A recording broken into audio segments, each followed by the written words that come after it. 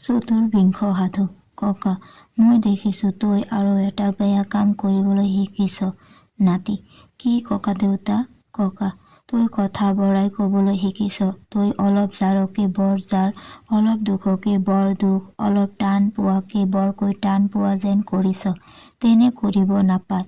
ঠিক কথাটোহে ক'ব পায়। কথা বঢ়াই কওঁতে কওঁতে শেষত গৈ মিছাত পৰেগৈ। ক'বলগীয়া কথাটো ভাবি চিন্তি জুখিহে ক'ব পায়।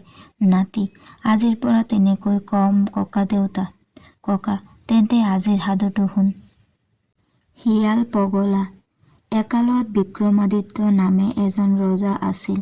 তেওঁৰ পুতেকে ভোজ ৰজাৰ জীয়েকক বিয়া কৰিছিল। বিক্ৰমাদিত্য ৰজাৰ মৰণ হেনো গংগাৰ তীৰত আছিল। সেই দেখি বিক্ৰমাদিত্যৰ মৰণৰ সময় হলত তেওঁক গংগা তীৰলৈ অনা হল। কিন্তু গংগা যাত্ৰা কৰি তেওঁক গংগাৰ তীৰতে থোৱা হৈছিল। কোনোমতেই তেওঁ জীৱ নাযায়। লগত পুতেক আৰু বোৱাৰীয়েক দুয়ো আছিল। ৩ দিনৰ মূৰত বিক্ৰমাদিত্যই অলপ জ্ঞান পাই পুতেকক ওচৰলৈ মাতি আনি ক'লে, বোপাই, মোৰ সোণৰ ধোৱা খোৱাটোত ধপাত এসোপা খাবৰ মন গৈছে দেচোন। তালৈ ধোৱা খোৱাটো লৈ যোৱা হোৱা নাছিল। সেই দেখি পুতেকে ঘৈণীয়েকক শহুৰেকৰ ওচৰত থৈ লৰি ধোৱা খোৱাটো আনিবলৈ গ'ল। এনেতে বুঢ়া ৰজাৰ অন্তিম কাল উপস্থিত হ'ল। ৰজাই তেওঁৰ মৰণ মূঢ়িতানত জানি পুতেকক মাত লগালে, বোপাই অ, ওচৰ চাপি আহ শুন, বোৱাৰীয়েকেও কি কৈছে কওক বুলি কলত ৰজাই পুতেকে উত্তৰ দিছে বুলি ভাবি ক'লে, মোৰ এতিয়া প্ৰাণ যাব, এতেকে তোক কথা এটা কওঁ শুন। মোৰ হোৱা পালেঙৰ তলত ১ লাখ ৰূপ ফুটা আছে, তুলসীৰ তলত ১ লাখ আৰু গো ধোৱা শিলস্তাৰ তলত ১ লাখ, মুঠতে ৩ লাখ টকা আছে। তই গা পা ধুই মোৰ তুলসীৰ মালাধাৰ হাতত লৈ মোৰ পিতৃৰ ৰূপবান কত কি আছে ওলাই পৰ বুলিলেই এটাইবোৰ ওলাই পৰিব। সেই ৰূপবানেৰেই তই সুখেৰে ৰাজ্য পালন কৰি খাই লৈ থাকিব পাৰিবি। বোৱাৰীয়েকে ভাল দেউতা বুলি শলাগিলত বিক্ৰমাদিত্যৰ ভেলটোৰ পৰা জীৱটো ওলাই গল। পুতেকে ধোৱা খোৱা লৈ বেগাবেগিকৈ আহিও বাপেকক নেপালেহি। বাপেকৰ মৰা শৰটোৰ ওচৰত ঘৈণীয়েকে একো কোৱা নাই বুলি গিৰিয়েকক ফাঁকি দিলে। ইয়াৰ পিছত পিতাকৰ কাঠ সংস্কাৰ কৰি ৰজাৰ পুতেক ঘৈণীয়েকেৰে সৈতে ঘৰলৈ গ'ল। ঘৰত কিছুদিন থকাৰ পিছত তেওঁলোকৰ খাবলৈ ভাত, পিন্ধিবলৈ কাপোৰ নাইকিয়া হৈ বৰ দুৰৱস্থা হ'ল। মাকে দিনটো মাগি খুজি কোনোমতে ২ কঠিমান চাউল গোটাই আনে। তাৰ ১ কঠি মাক পুতেকে দুয়ো খায় আৰু ১ কঠি অকলে বোৱাৰীয়েকক দিয়ে। কাৰণ লোকৰ জীয়ৰী, তাই খোৱাত দুখ পালে আজি ধৰিয়েই যচি গুচি যায়, তেন্তে কোনে তাইক কি কৰে? এইদৰে তেওঁলোকে দুখে কষ্টে কিছুদিন চলিছে। এনেতে একদিনা প্ৰতি ভোজ ৰজাই তেওঁৰ ঘৰত ভোজ পাতি জ্ঞানী কুটুম অঙহী বঙহী সকলোকে ভোজ খাবলৈ নিমন্ত্ৰণ কৰিলে। জীয়েকক ৰজাই ভোজ ৰান্ধনি পাতি মাতি পঠিয়ালে। যিদিনা বাপেকৰ ঘৰৰ পৰা জীয়েকক লৈ যাবলৈ মানুহ আহিছিল, সেইদিনা বিক্ৰমাদিত্য ৰজাৰ পুতেক কৰবালৈ ওলাই গৈছিল, ঘৰত নাছিল। সেই দেখি ঘৈণীয়েকে গিৰিয়েকক লগ নাপাই শাহুৱেকৰ আগতে কৈ গ'ল, আই দহুকুৰি বধ লাগে মোৰেই শপত, আপোনাৰ পুতেকক মোৰ বোপাইৰ ঘৰলৈ পঠিয়াই দিব আৰু ভোজৰ ৰভাৰ মাজত খুটাটোত বহিবলৈ ক'ব। শাহুৱেকে বাৰু কম বুলি শলাগি থাকিল। পুতেক আহিলত মাকে ক'লে, বোপাই, শহুৰেৰ ঘৰত আজি বৰ ভোজ পাতিছে, ঘৈণীয়েৰক ৰান্ধনি পাতি মাতি নিছে আৰু তোক নিমন্ত্ৰণ কৰি গৈছে আৰু ঘৈণীয়েৰে বৰ শপত দি গৈছে, যা বোপাই গৈ আহ, নহলে শহুৰেৰে বেয়া পাব। ঘৈণীয়েৰে তোক মাজৰ খুটাটোৰ ওচৰতে বহিবলৈ কৈ গৈছে, নহলে বহুত মানুহৰ মাজত তাই তোক চিনি নেপাব পাৰে। পুতেকে ক'লে, আই এতিয়া গধূলি হলহি, কিনো যাম, নেযাওঁৱেই দে। মাকে ক'লে, নহয় বোপাই, শহুৰেৰে মাতিছে যেতিয়া যাবই লাগিব, নহলে তেওঁৰ বৰ বেজাৰ পাব। যা মোৰ বোপাই যা। মাকে এইদৰে কলত বিক্ৰমাদিত্যৰ পুতেকে ভোজলৈ গ'ল। এন্ধাৰ ৰাতি খপিয়াই জপিয়াই কোনোমতে গৈ বিক্ৰমাদিত্যৰ পুতেকে শহুৰেকৰ ঘৰ পালেগৈ। ভোজৰ ৰভাৰ কেউফালে প্ৰহৰী আৰু দুৱাৰত দুৱৰী আছিল। তেওঁ গৈয়েই প্ৰথমটো দুৱৰীক ক'লে, দুৱৰী, দুৱাৰ এৰি দে। দুৱৰীয়ে উত্তৰ দিলে, ৰজাৰ হুকুম নহ'লে দুৱাৰ এৰি দিব নোৱাৰো। বিক্ৰমাদিত্যৰ পুতেকে ক'লে, দে বোপাই দে দুৱাৰ এৰি, হাত হজিয়াৰ লগুণত মোৰ প্ৰাণ যায়। এই বুলি ভালেখিনি খটবান্ধ কৰাৰ পিছতহে দুৱৰীয়ে তেওঁক দুৱাৰ এৰি দিলে। তাৰ পিছত তেওঁ গৈ দ্বিতীয় দুৱৰীক পাই ক'লে, দুৱৰী দুৱাৰ এৰি দে।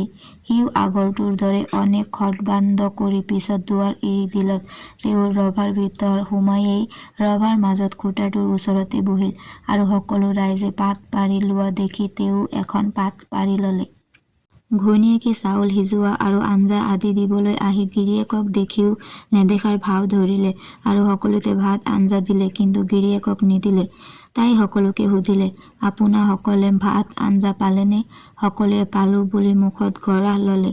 এনেতে বিক্ৰমাদিত্যৰ পুতেকে মাত লগালে, কিনো অজ্ঞানী ৰজাৰ জীয়েক অ, সকলোকে চাউল সিজোৱা দিলে, মোক দেখোন নিদিলে। এই কথা কাণত পৰিলতে ৰজাৰ জীয়েক তাৰ পৰা গৈ ৰুহ ঘৰত সোমালগৈ। সকলো ৰাইজৰ পাতৰ ভাত আঞ্জা ঢুকালত আকৌ দিবলগীয়া হলত ৰান্ধনীৰ বিচাৰ লাগিল। ৰান্ধনীক ক'তো বিচাৰি নাপায়। শেহত ৰুহ ঘৰত বিচাৰিলত তাতে ৰান্ধনী ওলাল। বাপেকে ক'লে, আই তোৰনো কি হ'ল? কিয় ৰুহ পাতি শুই আছহি? ইমানখন ৰাইজ ভাতৰ পাতত বহি আছে, তই ভাত নিদি শুই আছহি। ৰাইজে মোক হাও দিব এতিয়া, তই উঠি আহ, ৰাইজক ভাত দেহি, তোক যি লাগে মই তাকে দিম। জীয়েকে উত্তৰ দিলে, সেই ৰভাৰ মাজৰ খুঁটাটোৰ ওচৰত বহি থকা মানুহটোক কাটি তাৰ তেজ মোক দেখুৱালেহে মই যাম। সি মোক আজি বৰকৈ অপমান কৰিলে। জীয়েকৰ কথা শুনি ৰজাই তেতিয়াই কুকুৰা কটা চাওদাঙক মতাই আনি সেই মানুহজনক কাটিবলৈ হুকুম দিলে। এই কথা দেখি পাত্ৰৰ মন্ত্ৰী সকলোৱে ভাবিলে, ইচ কি অন্যায় কথাটো হ'ল। এই কথাৰে এই হেন থানোৱা মানুহজনক কটাব লাগিল নে কি? এইবুলি তেওঁলোকে মনে মনে তেওঁক হাড়িৰ ঘৰৰ ওচৰৰ জাপ টাটিৰ মাজত সুমাই থৈ চাওদাঙৰ হতুৱাই কুকুৰ এটা কটাই তাৰ তেজ আনি ৰজাক আৰু ৰজাৰ জীয়েকক দেখুৱালে। তেজ চাই সেই ৰান্ধনীয়ে উঠি আহি ৰাইজক ভাত আঞ্জা দিলেহি। ৰাইজে খাই বৈ উঠি গলত ৰজাৰ জীয়েকে সোণৰ মাইহাঙত ভাত লৈ হাড়িটোক দিলেহি। ভাত অনা বেলি হোৱা দেখি হাড়িটোৱে ৰজাৰ জীয়েকক গালি পাৰি ক'লে, কটা কুকুৰৰ জীয়েক, ইমান পৰলৈকে তই মোলৈ ভাত নানি কি কৰিছিলি হয়? ৰজাৰ জীয়েকে উত্তৰ দিলে, কিনো খংখন খাইছে এই আই, তাক মাকটিকে কটালো নহয়, সেইহে ইমান বেলি হ'ল। এতিয়া আৰু কি ভয় আছে? আমি দুয়ো সুখেৰে খাই বৈ থাকিব পাৰিম। সেই যে তাৰ বাপেকৰ মালাধাৰ আছে, মই গা ধুই উঠি সেইবোৰ হাতত লৈ মোৰ পিতৃৰ টকা ক'ত কিমান আছে ওলাই পৰ বুলিলেই তাৰ পালেঙৰ তলৰ পৰা 1,00,000, তুলসীৰ তলৰ পৰা 1,00,000 আৰু গা ধোৱা শিলৰ তলৰ পৰা 1,00,000 ওলাব। তাৰেই আমি দুয়ো সুখেৰে খাই বৈ থাকিম, আমাৰ আৰু কিহৰ চিন্তা? বিক্ৰমাদিত্যৰ পুতেকে জাপ টাটিৰ মাজৰ পৰা এইবোৰ কথা শুনি আছিল। তেতিয়াই তেওঁ তাৰ ভিতৰৰ পৰা ওলাই ঘৰলৈ গৈ পদূলিৰ মুখতে থকা পুখুৰীটোত গা ধুই মালাধাৰ হাতত লৈ মোৰ পিতৃৰ জন য'ত যি আছে ওলাই পৰ বুলিলতে সকলোখিনি ওলাই পৰিল। তেওঁ তেতিয়াই সেই ধনৰ কিছুমান মাকক দি ক'লে, আই, কাইলৈ যদি কোনোবা আহি তোক খচকিও নিয়ে, তথাপি তই এই টকাৰ হৈ নলবি। এই বুলি মাকক কৈ তেওঁ বাকী টকাবোৰ লৈ বাটত থকা জুৰি গছ এজোপাৰ আগত উঠি থাকিল। পিছদিনা ভোজ ৰজাৰ জীয়েকে হাড়িটোৰে সৈতে আহি ৰূপবান একো নেপাই বুঢ়ীক সুধিও একো উপাধি উলিয়াব নোৱাৰি নিৰাশ হৈ গুচি গ'ল। ইয়াৰ পিছত বিক্ৰমাদিত্যৰ পুতেকে গছৰ পৰা নামি আহি কিছুমান ৰূপ লগত লৈ বাকীখিনি পুখুৰীটোতে ভালকৈ বুৰাই পুতি থলে। আগৰ দৰে দেখা শুনাকৈ থাকিলে।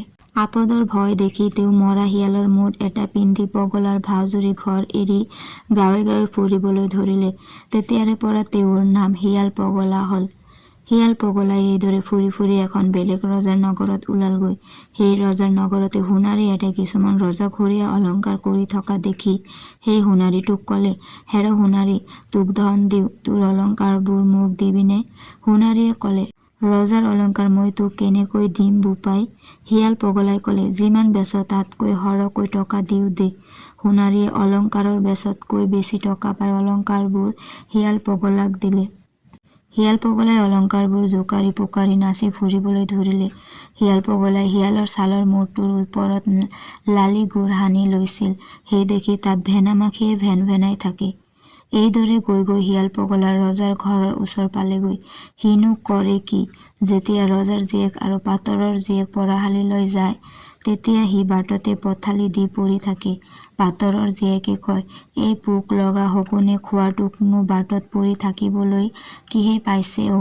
তেতিয়া শিয়াল পগলাই কেকাই কেকাই কয়, কত মানুহ মোৰ ওপৰেদিয়েই যাব লাগিছে, তোমালোক গলেনো কি হানি আছে, যোৱা আইহঁত, মোক দেয়েই যোৱা। কিন্তু তেওঁলোক সেইদৰে যাবলৈ অসন্মত হলে সি অলপ কাটি হৈ বাট এৰি দিয়ে আৰু সেইপিনেই দুয়ো গুচি যায়। এইদৰে বহুত দিন যোৱাত এদিন শিয়াল পগলাই ভাবিলে, আজি বাট এৰি নিদিওঁ, ইয়াকে ঠিক কৰি সেইদিনাও আগৰ দৰে বাটত পথালি দি থাকিল। ৰজাৰ জীয়েকেতো নামাতেই, পাতৰৰ জীয়েকে মাত লগালে, হেৰ পোক লগা, বাট এৰি দে, নিত তই কি এইদৰে মাজ বাটত পথালি দি পৰি থাক, বাট এৰি দে, নহলে ঠিক কৈছো আজি বুঢ়ী মাৰে তোক দেই গুচি যাম। এই কথা শুনি শিয়াল পগলাই কলে, যোৱা আইটি যোৱা, কত মানুহ দেই যাব লাগিছে, তুমি গলেনো কি হল, মই উঠিব নোৱাৰো, তুমি দেই যোৱা। এই কথা শুনি পাতৰৰ জীয়েকৰ খং উঠি তাৰ বুকুতে তাই ভৰি দি গুচি গল।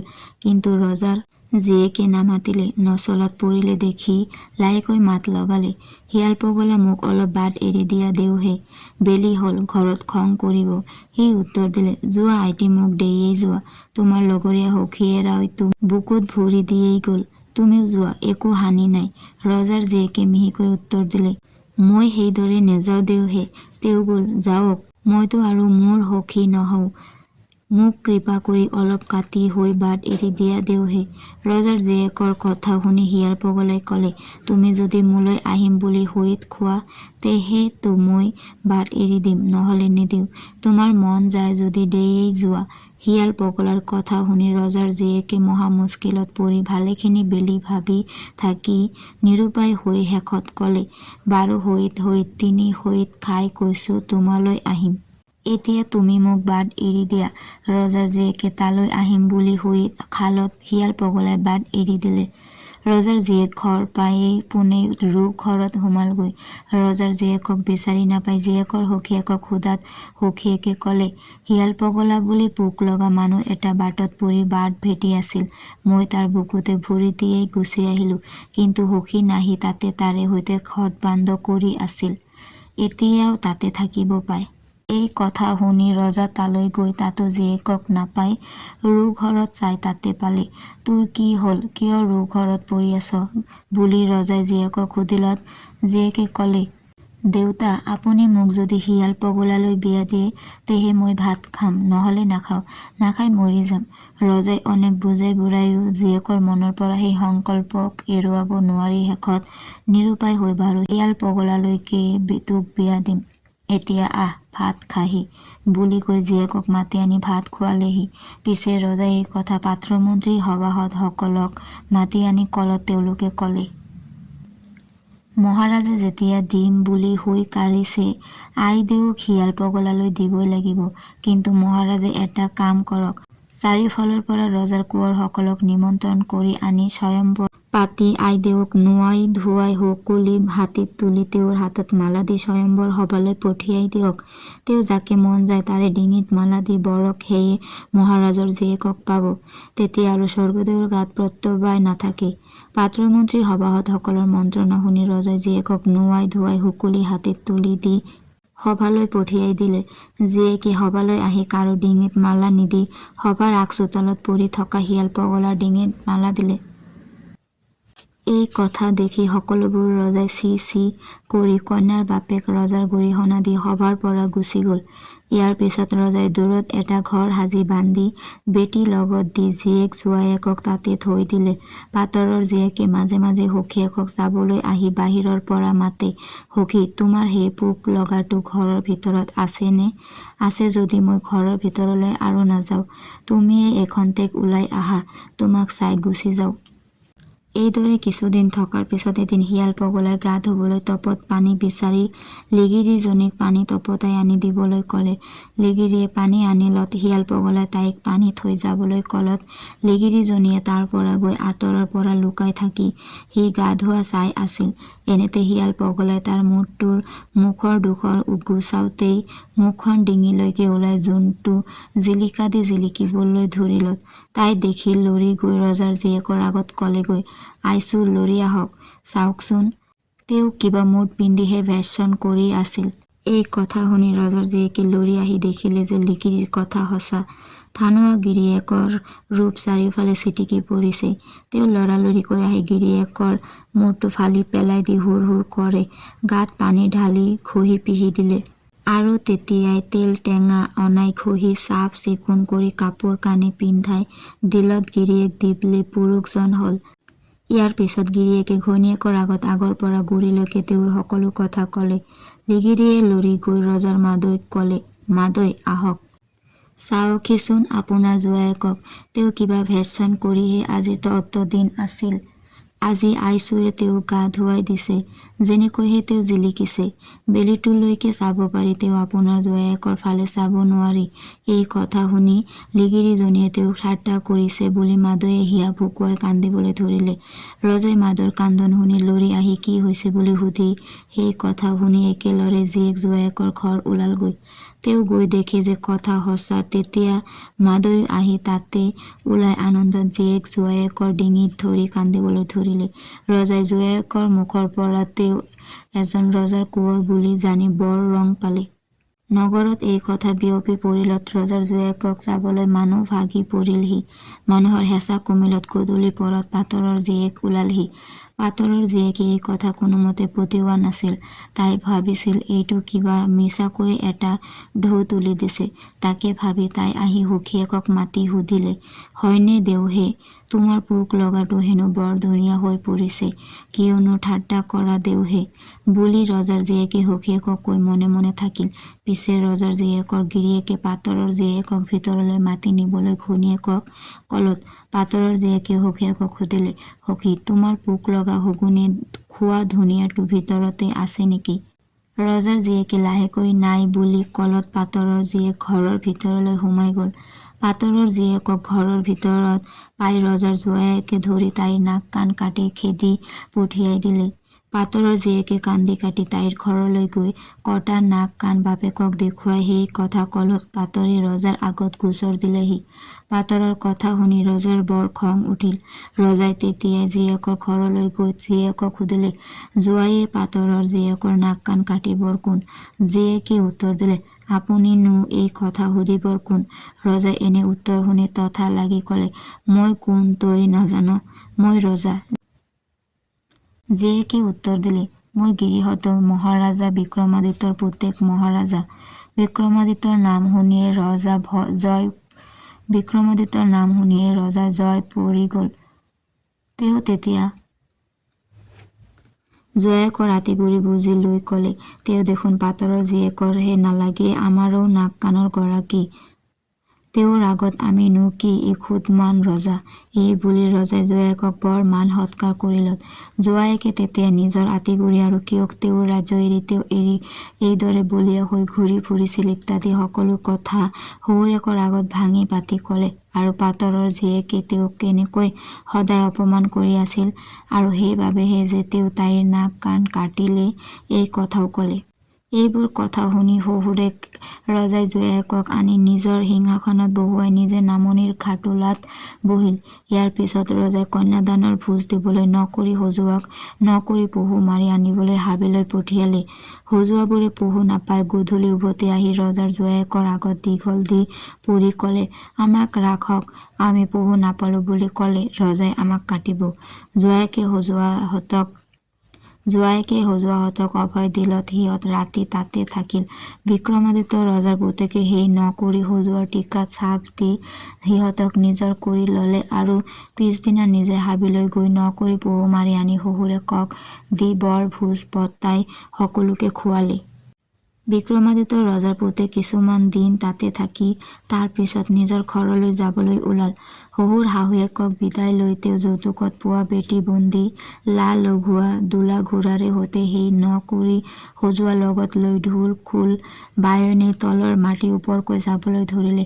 বিক্ৰমাদিত্যৰ পুতেক এইদৰে গৈ নিজৰ ঘৰৰ ওচৰ পালত অলৰ অচৰ বুঢ়ীমাকে ভয় খাই চুঁচৰি বাগৰি কোনোমতে গৈ বাৰী চুকৰ হাবিত সোমালগৈ। পুতেকে ঘৰ পাই মাকক নেদেখি বিচাৰি বাৰী চুকৰ হাবিত পাই নিজৰ চিনাকি দি আৰু নিৰ্ভয় দি উলিয়াই আনিলে। ইয়াৰ পিছত তেওঁ নিজৰ ৰাজ্যখন ভালকৈ পাতি লৈ মহাপয়োভৰেৰে ৰাজত্ব কৰিবলৈ ধৰিলে আৰু তেওঁৰ প্ৰাণ ৰক্ষা কৰা সেই ভোজ ৰক্ষাৰ মন্ত্ৰীকেইজনক মতাই অনাই নিজৰ মন্ত্ৰী পাতি বিষয় বাখনা দি ৰাখিলে। ভোজ ৰজাৰ জীয়েকক হাড়িটোৰ সৈতে ধৰাই আনি একেটা গাঁততে পুতি মাৰিলে আৰু আগেয়ে পুখুৰীত থৈ যোৱা ৰূপবোৰ উলিয়াই আনি অকণ্টকা ৰাজ্য ভোগ কৰিবলৈ ধৰিলে।